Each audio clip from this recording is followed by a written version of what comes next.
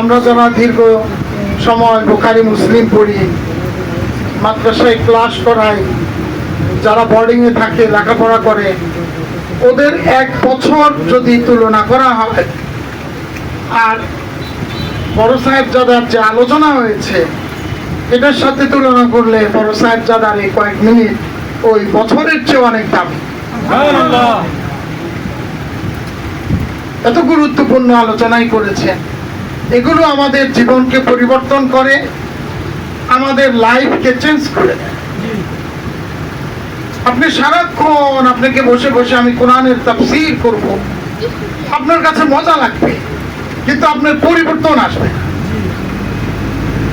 তাহলে তো সেটা আপনার জন্য লাভবান হইল না। কিছু সুরের, কিছু কাহিনী, কিছু গল্প এগুলো শুনলেন, কিছু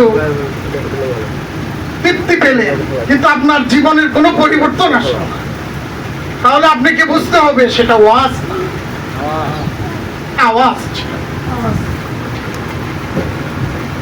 অনুরূপভাবে মনে পড়তেছিল কথাগুলো অনেক দামি, এত দামি যে আমাদের মনের একটা ব্যথা উনি লাঘব করে দিয়েছেন। যে আমরা এখানে মুসলিমে কয়েকজনই মুফতি, ওনারা কোথায়? ওনারা যদি এটা যদি এতই ভালো হতো তো ওনারা তো কমপক্ষে আসতো।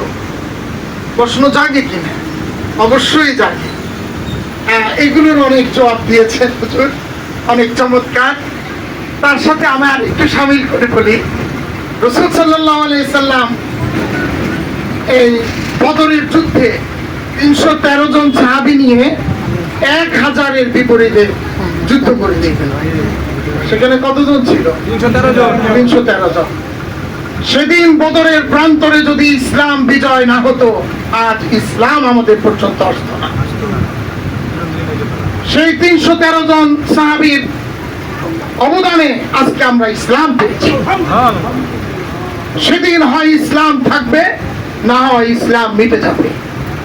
কিন্তু আল্লাহ রাব্বুল আলামিন ৩১৩ জন সাহাবীর মাধ্যমে এই ইসলামকে বিজয় দান করেছে। সেখানে তো সংখ্যা অনেক কম ছিল এবং তাদের মর্যাদা এতটাই বেশি ছিল।